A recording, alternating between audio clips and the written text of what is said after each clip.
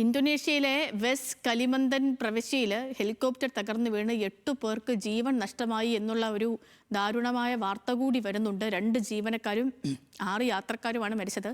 പറന്നുയർന്ന് 5 മിനിറ്റിനുള്ളിൽ Airbus H130 ഹെലികോപ്റ്ററിന്റെ signal നഷ്ടമാവുകയായിരുന്നു. സോന ജോസഫ് വിവരങ്ങളുമായി നമുക്കിപ്പം തത്സമയം ചേരുന്നുണ്ട്.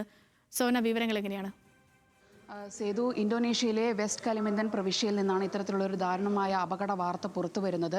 ഹെലികോപ്റ്ററിൽ ഉണ്ടായിരുന്ന മുഴുവൻ പേരും, അതായത് 8 പേര്, 2 ജീവനക്കാരും 6 യാത്രികരും ഉൾപ്പെടെ 8 പേരാണ് ഇപ്പോൾ ഈ അപകടത്തിൽ കൊല്ലപ്പെട്ടിട്ടുള്ളത്.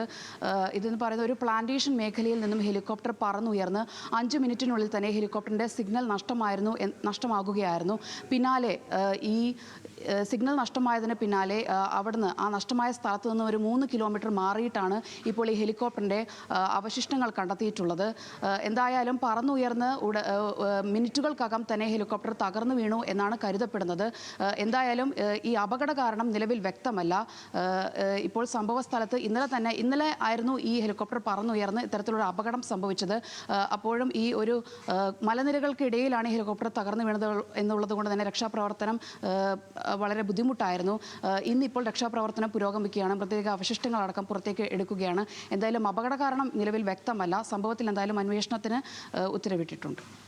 ശരി.